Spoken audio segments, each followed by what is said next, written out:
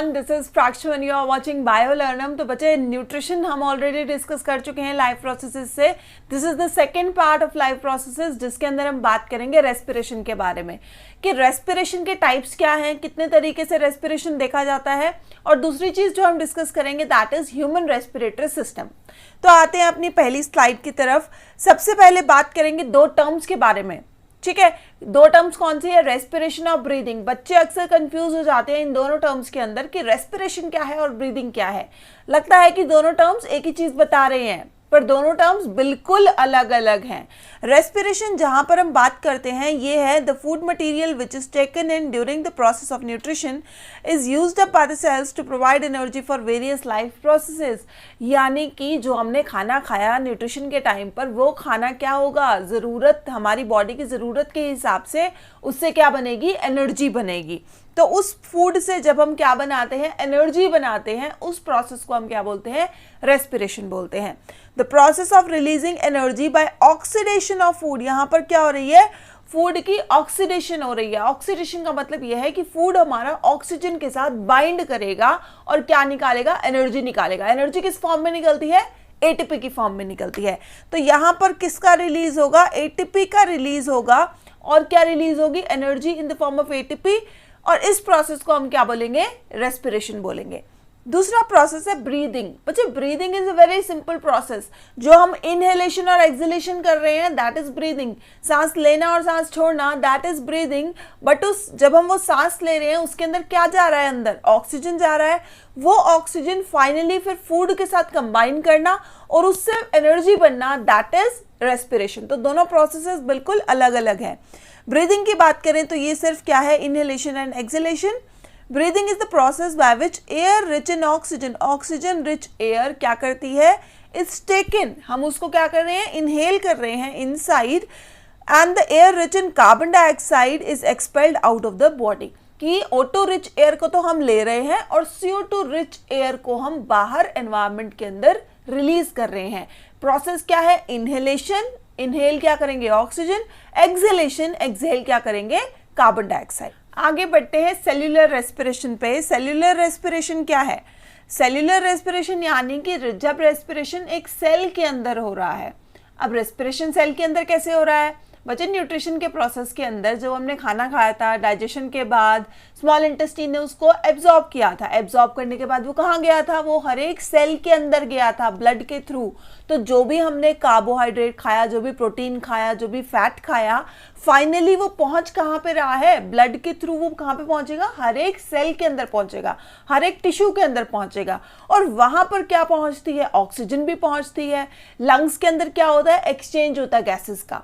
और जब एक्सचेंज हो रहा है गैसेस का तो ऑक्सीजन क्या हो रही है, हम बॉडी के अंदर जब लेते हैं तो वो ऑक्सीजन फाइनली सेल्स के अंदर ही चली जाती है। तो सेल के अंदर अब हमारे पास यहाँ पर फूड भी प्रेजेंट है और O2 भी प्रेजेंट है। अब ये फूड ऑक्सीजन के साथ कंबाइन करेगा और रिलीज क्या करेगा, energy in the form of ATP. और इस प्रोसेस को हम बोलेंगे सेल्यूलर रेस्पिरेशन।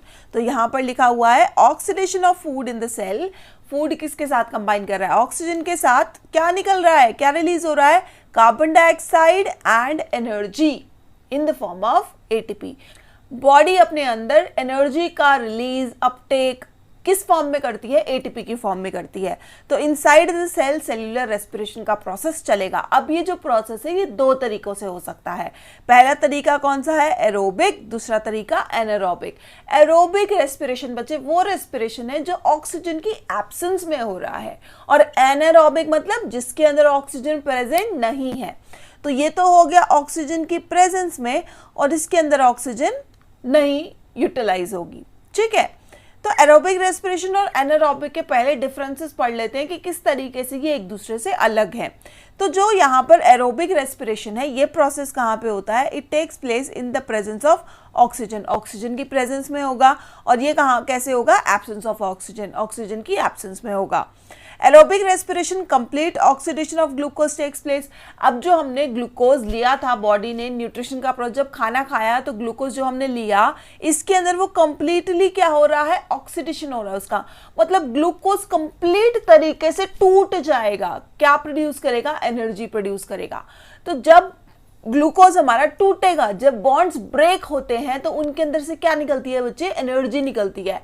केमिस्ट्री के अंदर हम पढ़ते हैं कि when bonds are formed energy is utilised and when bonds are broken energy is liberated. और यही एनर्जी जब ग्लूकोज की यहाँ पर ऑक्सीडेशन होगी, ग्लूकोज जब ऑक्सीजन के साथ कंबाइन होगा वो टूट जाएगा, एक 6 कार्बन मॉलिक्यूल छोटे कार्बन मॉलिक्यूल्स के अंदर टूट जाएगा, और जब वो टूटता है उसके अंदर से क्या निकलती है, एनर्जी निकलती है। तो यहाँ पर कंप्लीटली वो टूट रहा है और यहाँ पर इनकम्प्लीटली वो टूटेगा, इनकम्प्लीटली ऑक्सीडाइज होगा। Next is and products. अब इसको टूटने के बाद ग्लूकोज के अंदर से क्या बन रहा है, carbon dioxide and water. Glucose बच्चे क्या है, C6H12O6। देखो 6 कार्बन वाला मॉलिक्यूल टूट के एक सिंगल कार्बन का मॉलिक्यूल बन गया, दैट इज कार्बन डाइऑक्साइड। ठीक है, और यहाँ पर क्या बन रहा है, एंड प्रोडक्ट्स, यानी जो फाइनल प्रोडक्ट्स हमारे रेस्पिरेशन के बाद जो फाइनल प्रोडक्ट्स बन के निकल रहे हैं, या तो वो क्या है, इथाइल अल्कोहल। इथाइल अल्कोहल मतलब इथेनॉल, अल्कोहल की प्रोडक्शन हो रही है, या फिर क्या है यहाँ पर लैक्टिक एसिड एंड CO2, या तो इथेनॉल बनेगा या फिर लैक्टिक एसिड और CO2 बनेगा। अब नेक्स्ट पॉइंट पे अगर हम आते हैं, lot of energy is released in the case of aerobic respiration. Aerobic respiration में बहुत सारी एनर्जी निकलेगी। वजह सिंपल है, जहां पर कंप्लीटली ऑक्सीडाइज होगा, जहां पर कंप्लीटली टूट जाएगा, जहां पर सबसे ज्यादा बॉन्ड्स ब्रेक होंगे, वहां पर एनर्जी भी ज्यादा लिबरेट होगी एज कंपैरिजन टू जहां पर कम बॉन्ड्स टूट रहे हैं। अब एक तरफ तो ग्लूकोज पूरी तरीके से तहस नहस हो गया है, तो उस केस में तो बहुत सारी एनर्जी निकलेगी, और एक केस में ग्लूकोज थोड़ा थोड़ा टूटा है तो उस केस में एनर्जी कम निकलेगी। तो एरोबिक में कम निकलेगी, एनारोबिक में एरोबिक एनर्जी ज्यादा निकलेगी और एनारोबिक में कम निकलेगी comparatively. Next is it occurs in plants and animal cells. Plants में भी होती है और एनिमल्स के सेल्स में भी होती है। जबकि अगर मैं एनारोबिक रेस्पिरेशन की बात करूं तो ये तो बैक्टीरिया के अंदर देखी जाती है, ठीक है, और मसल सेल्स के अंदर देखी जाती है। बच्चे ये आ गई हमारी आज की मास्टर स्लाइड। इस स्लाइड को अभी फटाफट से नोटबुक के अंदर ड्रॉ कर लो side by side, because this is the most important part of respiration. यहां से कहीं ना कहीं से जरूर क्वेश्चन आता है। तो बात करेंगे इस पर्टिकुलर स्लाइड के बारे में। यहाँ पर क्या बताया जा रहा है, यहाँ पर बताया जा रहा है breakdown of glucose by various pathways, कि ग्लूकोज सेल के अंदर किस किस तरीके से टूट रहा है, वो हम अलग अलग प्रोसेसेस पढ़ रहे हैं। तो यहाँ पर सबसे पहले क्या है, हमारा एक सेल है, यहाँ पर एक सेल ड्रॉ कर लेते हैं। इस सेल के अंदर क्या प्रेजेंट है, एक तो हमारे पास यहाँ पर लेके चलेंगे हम माइटोकॉन्ड्रिया प्रेजेंट है, और एक यहाँ पर साइटोप्लाज्म हम लेके चलेंगे। सिर्फ इन 2 चीज़ों को कंसिडर करते हैं एक बार, बाकी सब भी प्रेजेंट होगा। यहाँ पर न्यूक्लियस भी होगा और बहुत चीज़ें होंगी, यहाँ पर बाकी सेल ऑर्गेनेल्स होंगी, बट अभी हम सिर्फ इसको लेके चल रहे हैं। तो यहाँ पर सबसे पहले ग्लूकोज जो कि एक 6 कार्बन शुगर है, वो कहाँ पे प्रेजेंट है, इधर साइटोप्लाज्म के अंदर प्रेजेंट है, C6H12O6। तो ये यहाँ पर प्रेजेंट है। अब सबसे पहले क्या होगा कि ये 6 कार्बन वाला शुगर टूटना शुरू होगा। ठीक है, कहाँ काम हो रहा है, ये सारा साइटोप्लाज्म के अंदर काम हो रहा है, और टूट के ये किसके अंदर कन्वर्ट हो जाएगा, पायरुवेट और एनर्जी के अंदर। टूटा, इसका ब्रेकडाउन हुआ और ये टूट कर 2 पायरुवेट मॉलिक्यूल्स के अंदर ब्रेक हो जाएगा। तो पायरुवेट मॉलिक्यूल्स कितने हैं हमारे, pyruvate molecules are 3 carbon molecules. तो एक 6 कार्बन वाला शुगर टूट के बन गया 2 3 कार्बन वाला पायरुवेट। ठीक है, और साथ में क्या निकली, थोड़ी सी एनर्जी निकली। इस प्रोसेस को हम, इतने प्रोसेस को बच्चे क्या बोलते हैं, इतने प्रोसेस को हम बोलते हैं ग्लाइकोलिसिस।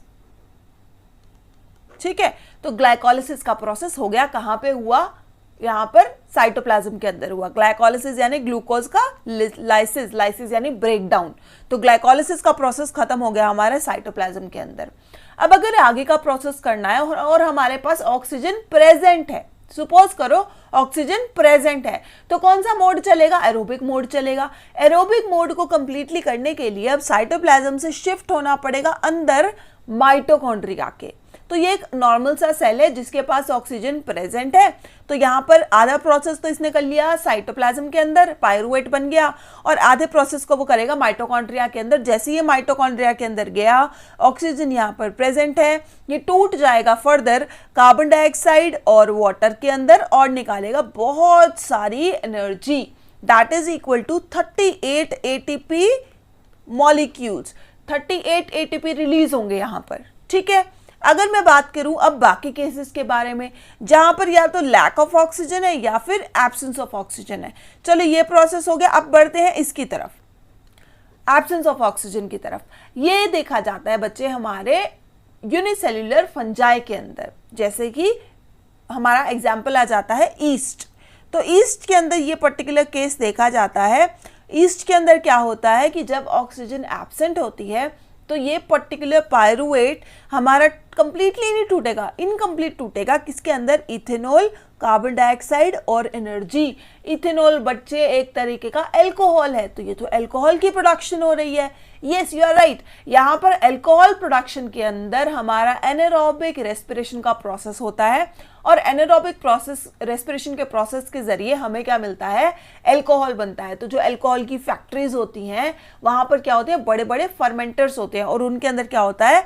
फर्मेंटेशन का प्रोसेस होता है। फर्मेंटेशन का प्रोसेस क्या है कि जब हम ग्लूकोज को ऑक्सीजन की एब्सेंस में क्या करते हैं? तोड़ते हैं। किसके अंदर? इथेनॉल के अंदर अल्कोहल प्रोडक्शन होती है जब। ठीक है, तो ये हो गया हमारा in the absence of oxygen, complete हमारी एब्सेंट है ऑक्सीजन, तो यहां पर फर्मेंटेशन का प्रोसेस देखा जाएगा। So this is also a kind of anaerobic respiration. अब यहां पर हमारा थर्ड केस आता है, कौन सा? मसल सेल के अंदर। अब मसल सेल में क्या हो गया? देखो मसल सेल भी तो एक तरीके का सेल ही है ना। तो अगर सपोज करो हमारा ग्लूकोज कहां पे पहुंच गया? मसल सेल के अंदर पहुंच गया, तो पायरुवेट तक तो वो बन गया, पायरुवेट बन के तैयार है। अब ये मसल सेल क्या कर रहा है? हैवी एक्सरसाइज के टाइम पे इस मसल की बहुत ज्यादा क्या हो रही है? ये बहुत ज़्यादा वर्क कर रहा है, मसल सेल्स बहुत ज़्यादा एक्टिव हैं, तो इनको क्या चाहिए? बहुत सारी एनर्जी चाहिए। तो बहुत सारी एनर्जी प्रोड्यूस करने के लिए एरोबिक मोड के साथ साथ ये एनारोबिक मोड को भी करते हैं, जिसके अंदर हमारे पास क्या बनता है? लैक्टिक एसिड बनेगा और एनर्जी बनेगी। यहाँ पर इधर देखो बच्चे, अल्कोहल बना, इधर क्या बना? एसिड बना। अब लैक्टिक एसिड हमारी बॉडी के अंदर मसल सेल्स के अंदर क्या हो जाता है? डिपॉजिट हो जाता है और क्या करता है? ये थोड़ी सी एटीपी प्रोड्यूस करता है। अब जब लैक्टिक एसिड हमारे मसल्स के अंदर डिपॉजिट हो जाएगा, ये क्या कॉज करता है? ये मसल क्रैम्प्स कॉज करता है, यानी हमारी मसल्स के अंदर क्या होगा? बहुत ज़्यादा पेन होगा during heavy exercise. Heavy exercise के टाइम पर ये हमें मसल क्रैम्प्स देखने को मिलेंगे।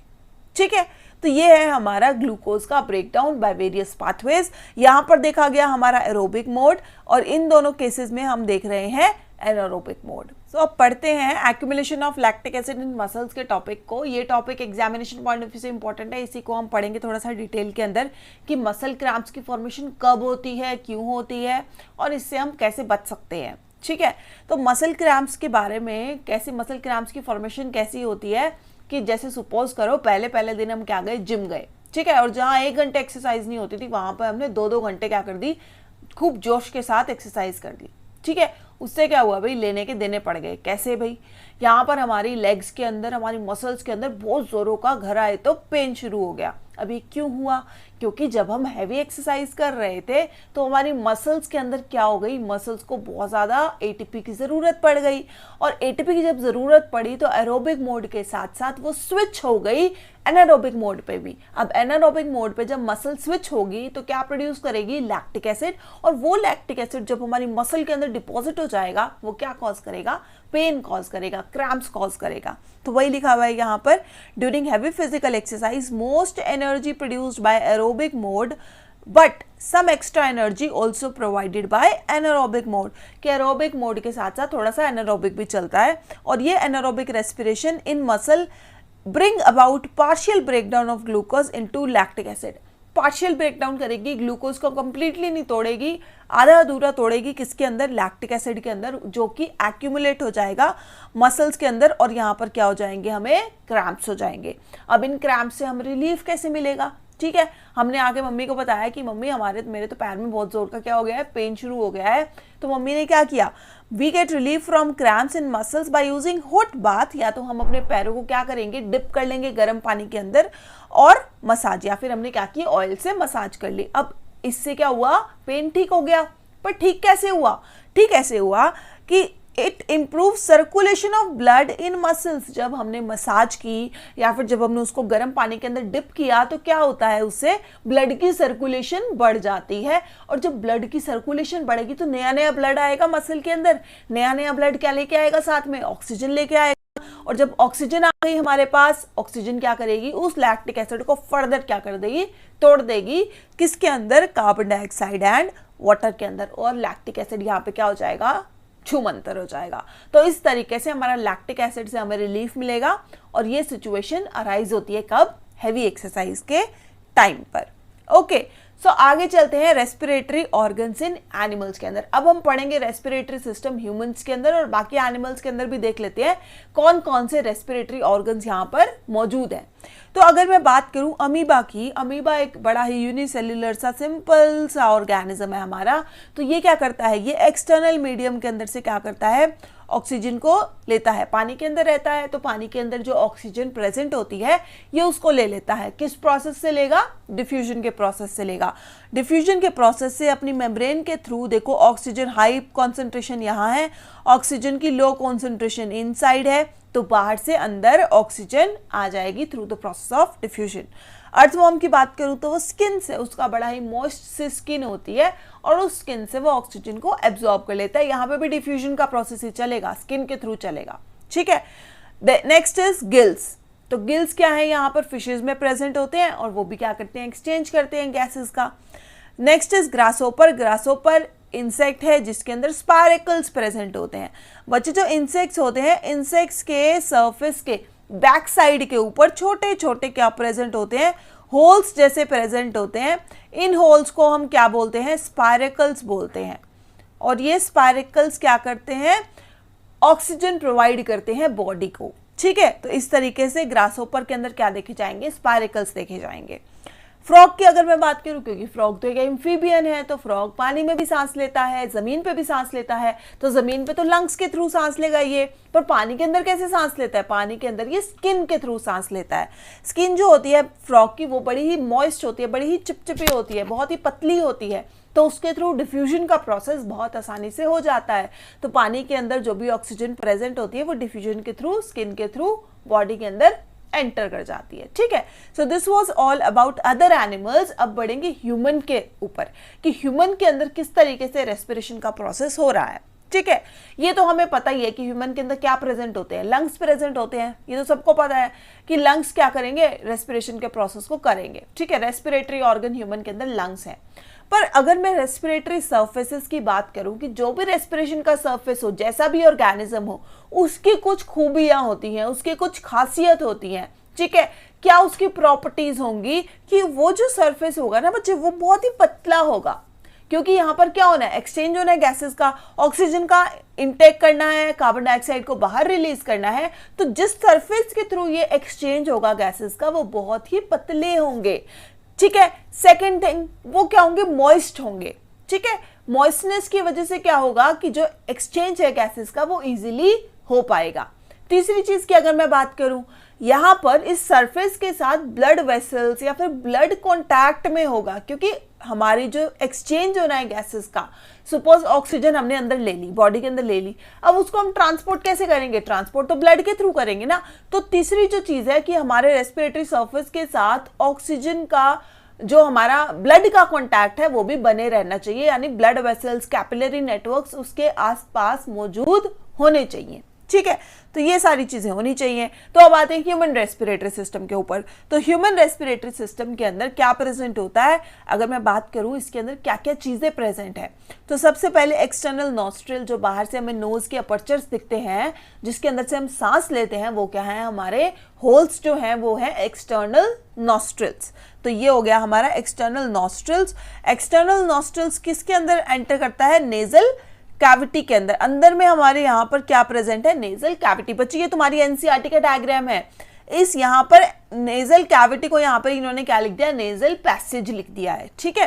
अंदर आ गया इंटरनल नॉस्ट्रिल, और इंटरनल नॉस्ट्रिल के आगे क्या है बच्चे, फेरिंग्स, ठीक है। तो फेरिंग्स देख सकते हो यहाँ पर एक ऐसा पैसेज है जो कि कॉमन है।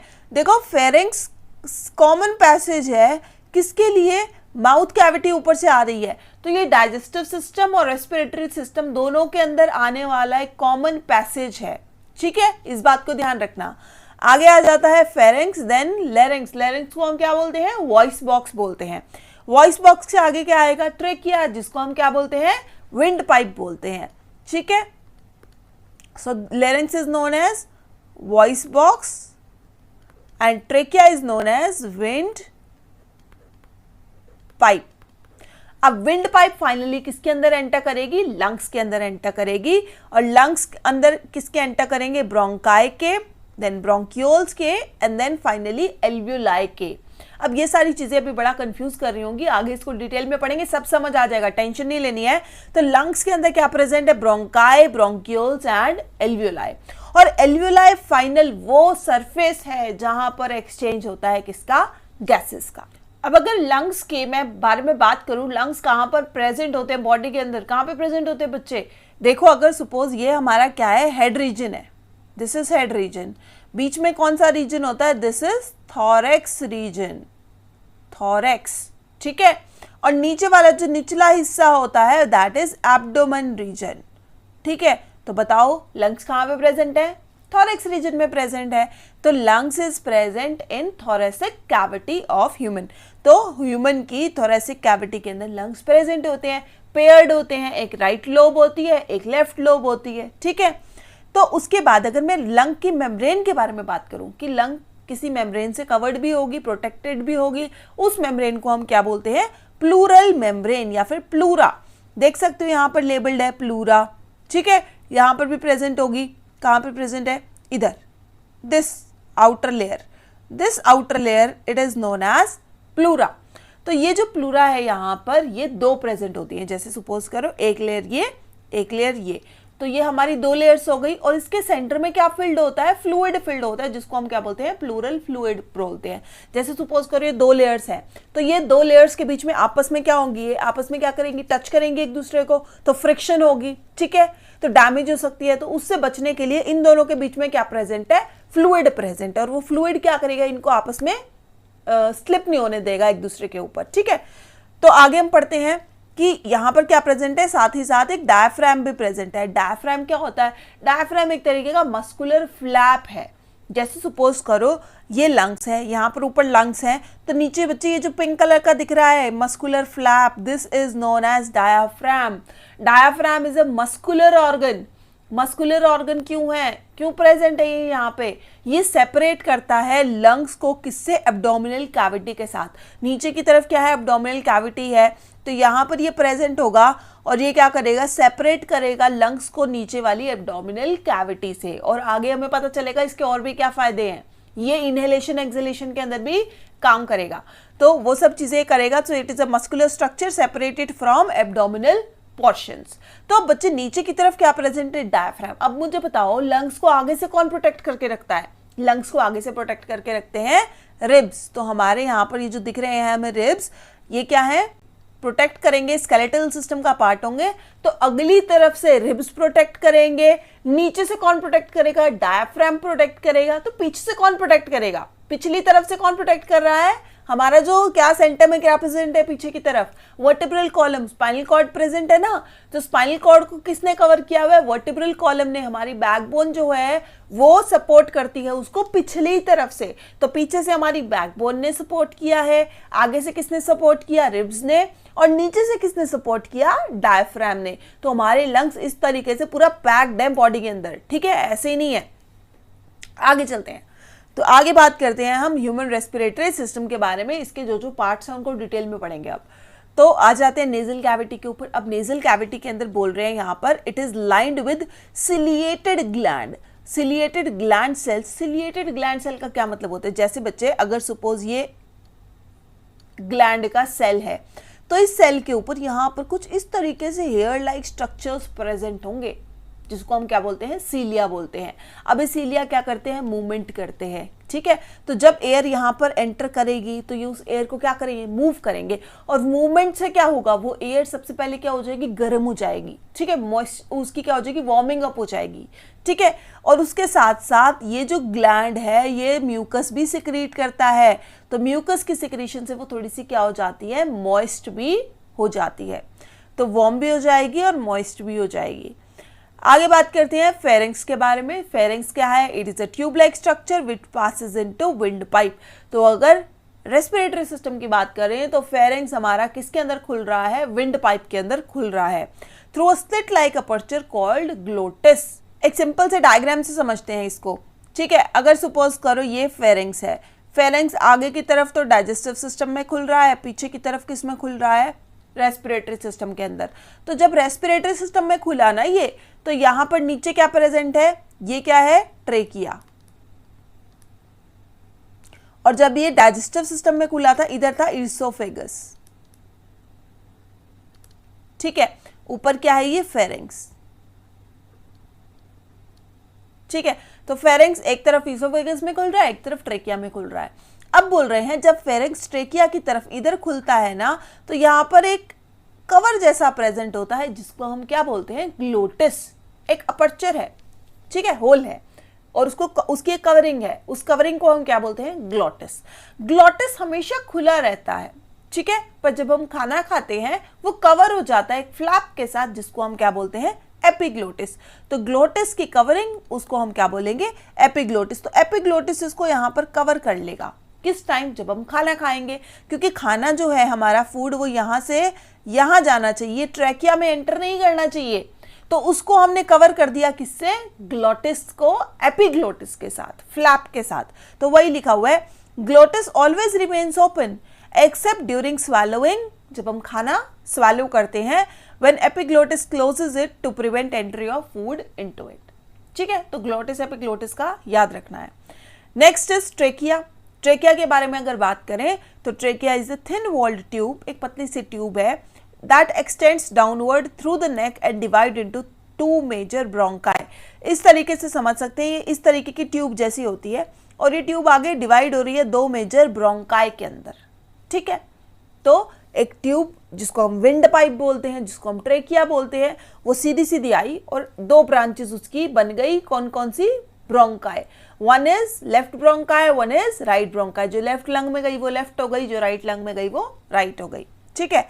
So trachea has cartilaginous rings to prevent it from collapsing in between breaths. This is very very very important कि ट्रेकिया जो है हमारे वो कवर्ड है कार्टिलेजिनस रिंग्स के साथ। तो ट्रेकिया की कवरिंग है, यहाँ पर कार्टिलेजिनस रिंग्स प्रेजेंट है इसके ऊपर। ये कार्टिलेजिनस रिंग्स इसको कवर करके रखते हैं। क्यों कवर करके रखते हैं, ये क्वेश्चन पूछा जाता है कि ट्रेकिया को कार्टिलेजिनस रिंग्स ने क्यों कवर किया हुआ है। क्योंकि बच्चे एक पर्टिकुलर ट्यूब है, उस ट्यूब में से क्या जानी है, हवा जानी है। इन बिटवीन ब्रेथ, यानी एक सांस हमने ली और दूसरी हम लेने वाले हैं, उनके बीच में एक मोमेंट ऐसा आएगा जब हमारे विंड पाइप के अंदर कोई हवा नहीं होगी। तो जिस तरीके से बैलून के अंदर जब हवा नहीं होती वो क्या हो जाता है, चिपक जाता है। तो उसी तरीके से ट्रेकिया भी क्या होगा, चिपक जाएगा। इस चिपकने को हम क्या बोलते हैं, कोलैप्सिंग, ठीक है।